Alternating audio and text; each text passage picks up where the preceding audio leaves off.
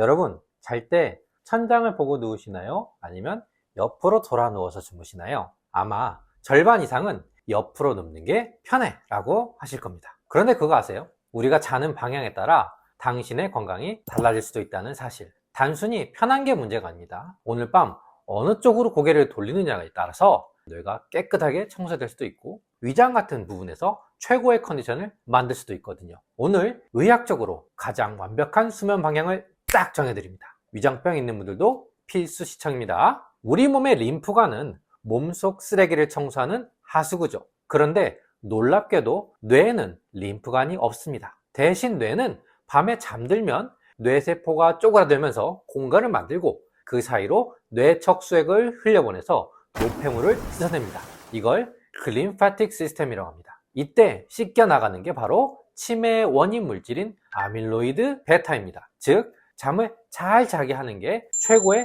치매 예방 주사죠. 미국 스토니브룩 대학 연구팀이 재밌는 실험을 했어요. 똑바로 누울 때, 엎드릴 때, 또 옆으로 누울 때 언제 청소가 제일 잘 될까? 결과는 옆으로 누울 때였습니다. 척추와 뇌의 구조상 옆으로 누워야 뇌척수액의 순환이 가장 원활하게 일어나서 노폐물 제거 효율이 높았거든요. 일단 1라운드 뇌 청소를 위해서는 옆으로 눕는 것이 합격입니다. 그럼 옆으로 눕때 왼쪽이냐 오른쪽이냐 여기서 승부가 갈립니다. 결정적 증거는 바로 위장이에요.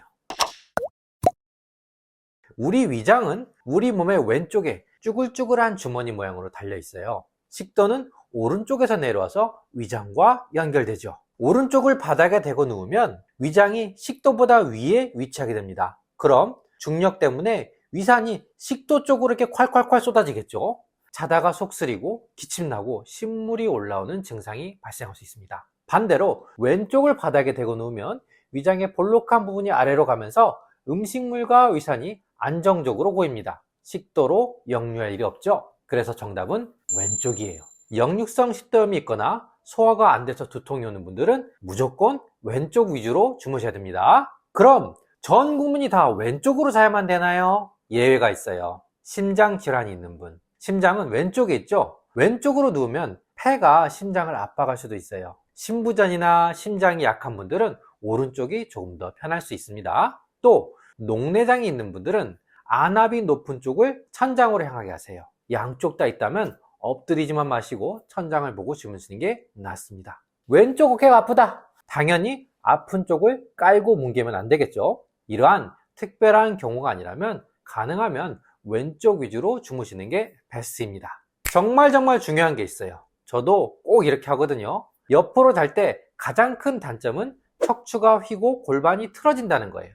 자고 일어나면 허리가 많이 아프겠죠?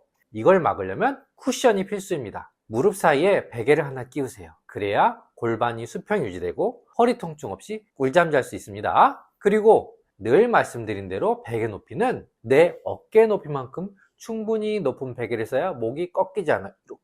그래서 저도 침대에서 기본 세팅은 목 높이에 맞는 베개, 껴안고 잘 수 있는 길고 푹신한 베개 2개를 기본으로 하고 있어요. 오늘의 결론입니다. 특별히 아픈 곳이 없다면 오늘 밤은 왼쪽으로 돌아 누워보세요. 뇌는 깨끗해지고 위장은 편안해집니다. 속이 편해야 머리도 맑아지는 법이니까요. 여러분, 만약 집안의 쓰레기를 1년 내내 버리지 않고 계속 쌓아두기만 한다면 어떻게 될까요? 냄새가 나고 벌레가 꼬이고 결국 사람이 살 수 없는 폐가가 되겠죠. 그런데 지금 여러분의 뇌가 딱 그 상태라면 믿으시겠습니까? 기억력이 떨어지고 머리가 멍한 브레인포그가 오고 자꾸 두통이 생기는 이유, 뇌세포가 만들어낸 대사 쓰레기인 아밀로이드 베타와 타우 단백질이 치워지지 않고 계속 뇌 속에 꽉 차기 때문입니다. 이 쓰레기를 치우는 방법 딱 하나뿐입니다. 입을 닫는 거예요. 오늘 여러분께 돈 한 푼 안 들이고 치매를 막고 뇌를 새 것처럼 청소하는 기적의 시간, 간헐적 단식의 진짜 원리를 알려드립니다. 단식이라고 하면 배고픔을 참는 고통이라고 생각하시죠? 의학적으로 단식은 몸을 수리하는 시간입니다. 2016년 노벨상을 받은 오토파지 이론이 바로 그 증거입니다. 오토, 스스로, 파지, 먹는다, 즉 자가포식이에요. 우리 몸은 마지막 식사 후 12시간이 지나면 피 속의 당분이 다 떨어집니다. 이때부터 몸은 비상사태를 선포하고 에너지원을 찾아다닙니다. 그러다 발견하는 게 바로 병든세포, 염증 찌꺼기, 노화된 단백질입니다. 몸이 이 쓰레기들을 분해해서 에너지로 재활용하기 시작하는 거예요. 이게 바로 오토파지입니다. 뇌도 마찬가지예요. 인슐린 수치가 뚝 떨어져야 비로소 뇌의 청소차인 글림프 시스템이 시동을 겁니다.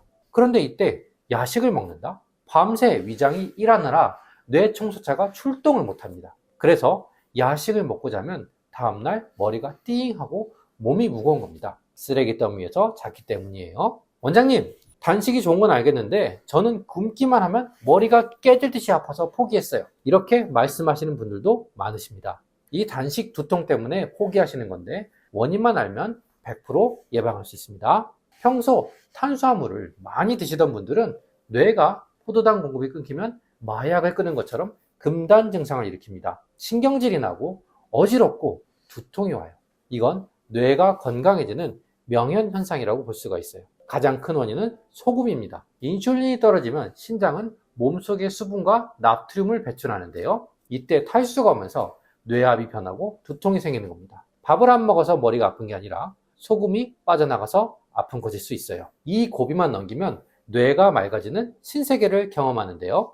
여기서 포기하면 너무 아깝죠? 그래서 두통 없이 16시간 공복을 버티는 치트키를 드립니다.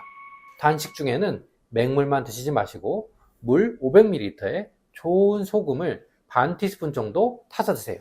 짭짤한 소금물이 들어가는 순간 어지럼증과 두통을 예방할 수 있습니다. 이런 전해질 균형이 맞으면 배고픔도 훨씬 덜 느껴요. 도저히 배고파서 못 참겠다, 손이 막 떨린다 하신 분들은 사골 국물을 드셔보세요. 원칙적으로 칼로리가 들어가니까 완전한 단식은 아니지만 사골 국물은 인슐린을 거의 건드리지 않아요. 즉 오토파지 효과는 유지하면서 허기와 두통을 달래주는 완충제가 될 수 있습니다. 시중에서 파는 사골곰탕, 즉 첨가물 없는 것에 소금을 조금 쳐서 따뜻하게 한 잔 드셔보세요. 이러면 뇌가 살았다 하고 안심하면서 단식을 이어갈 수 있게 도와줍니다. 가장 쉬운 루틴을 정해드립니다. 16대 8 법칙이에요. 16시간 굶고 8시간 동안 먹는 겁니다. 저녁을 8시 전에 마무리하세요. 그리고 밤에 주무시고 나면 자는 시간 포함이라 쉽습니다. 다음날 아침은 거르고 따뜻한 소금물이나 차 한 잔을 드세요. 그리고 점심 12시경에 첫 끼를 드시는 겁니다. 이렇게 하면 자는 동안 뇌 청소, 즉 글림프가 완벽하게 작동하고 오전 시간 동안 오토파지, 세포 청소가 절정에 달하는 겁니다. 이렇게 3일만 한번 해보세요. 3일 뒤에는 아침에 머리가 맑아지는 느낌, 몸이 깃털처럼 가벼운 느낌에 중독될 수 있습니다. 비싼 영양제, 좋다는 것들 다 좋습니다. 하지만 꽉 차있는 쓰레기통에 새 물건을 넣는다고 집이 깨끗해질까요? 먼저 비워야 채울 수 있습니다.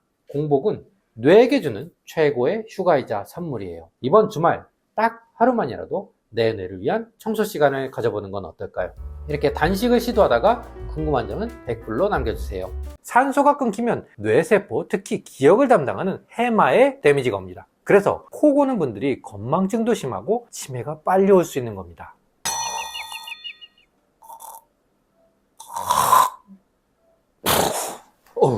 방금 이 소리 익숙하신가요? 혹시 남편분 혹은 본인이 매일 밤 이런 소리를 내고 계신가요? 드르렁 코를 골다가 갑자기 컥 하고 소리가 끊깁니다. 10초, 20초 세보는데 이런 정적이 갑자기 끝나고 푹 하고 숨을 몰아쉽니다. 이 정적의 시간 동안 여러분의 몸에서는 끔찍한 일이 벌어지고 있습니다. 마치 누군가 베개로 얼굴을 꾹 눌러서 숨을 못 쉬게 하는 것과 똑같습니다. 뇌로 가는 산소가 차단되고 뇌세포는 살려달라고 비명을 지르며 하나둘씩 죽어가고 있기 때문이죠. 단순히 시끄러운 잠버릇이 아닙니다. 치매 발병률을 2배, 뇌졸중 위험률을 3배나 높이는 시한폭탄, 수면 무호흡증입니다. 오늘 이 영상을 통해 당신의 뇌를 질식사에서 구해드리겠습니다.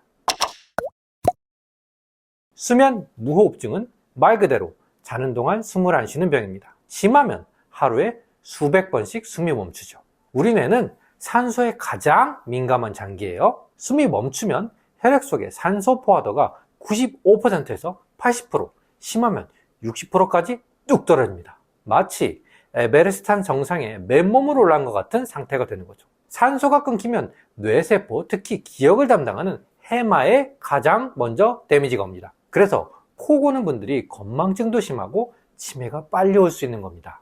더 큰 문제는 뇌 청소인데요. 뇌는 깊은 잠을 잘 때 글림프 시스템이 작동해서 치매 독소를 씻어내는 작용을 합니다. 그런데 숨이 턱턱 막히니까 깊은 잠을 잘 수가 없죠. 뇌가 자꾸 깹니다. 청소차가 출동하려다가 다시 복귀하는 셈입니다. 결국 매일 밤 치매의 독소가 뇌 속에 이렇게 쌓이는 거예요. 수면 무호흡 환자의 가장 큰 특징, 바로 아침 두통입니다. 자고 일어나는데 머리가 맑지가 않고 무겁고 띵하고 깨질 듯이 아픈 분들 계시죠? 이유는 간단합니다. 밤새 숨을 쉬지 않아서 몸속에 이산화탄소가 가득 찼기 때문이에요. 뇌는 산소가 부족하다고 느끼면 혈류량을 늘리기 위해서 뇌혈관을 억지로 쫙 확장시키고 이때 팽창된 혈관이 신경을 건드리면서 두통이 생기는 겁니다.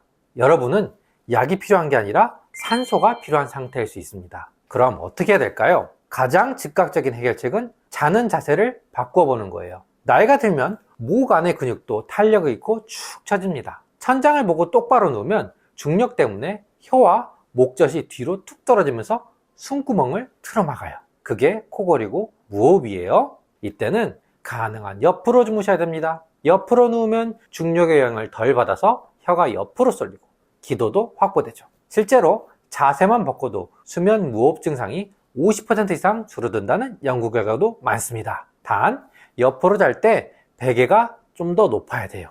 어깨 높이만큼 충분히 높은 베개를 써서 목뼈가 일직선이 되도록 해줘야 됩니다. 그래야 기도가 꺾이지 않고 활짝 열립니다. 자세를 바꾸는 게 임시 방편이라면 근본적인 해결책은 목구멍 근육을 탱탱하게 만드는 겁니다. 마치 뱃살이 처질 때 복근 운동을 하듯이 혀가 처지면 설근 운동을 해야 됩니다. 혀 전체를 입천장 쪽으로 강하게 으차! 라고 밀어 올리세요. 이렇게 10초 동안 쭉 빼서 버티고 이걸 자기 전에 10번 반복해 주세요. 입을 최대한 크게 벌리고 목구멍이 훤히 보일 정도로 과장되게 아, 에, 이, 오, 우 해보세요. 목젖 주변의 근육과 혀뿌리 근육이 팽팽하게 당겨지는 느낌이 들어야 됩니다. 이 근육들이 탄탄해지면 자는 동안 기도가 무너져 내리지 않아요. 코골이는 피곤해서 내는 소리가 아닙니다. 살려달라고 지르는 비명이에요. 자, 오늘 밤 남편분의 숨소리를 한번 들어보세요. 혹시 숨이 멈추진 않는지, 컥컥대진 않는지 확인해 보세요. 만약 그렇다면 내일 당장 옆으로 눕게 하시고 오늘 알려드린 혀 운동도 같이 한번 따라해 보세요. 여러분, 잠을 자야 뇌가 숨을 쉽니다. 여러분의 꿀잠과 맑은 아침 응원합니다. 구독과 좋아요 부탁드려요.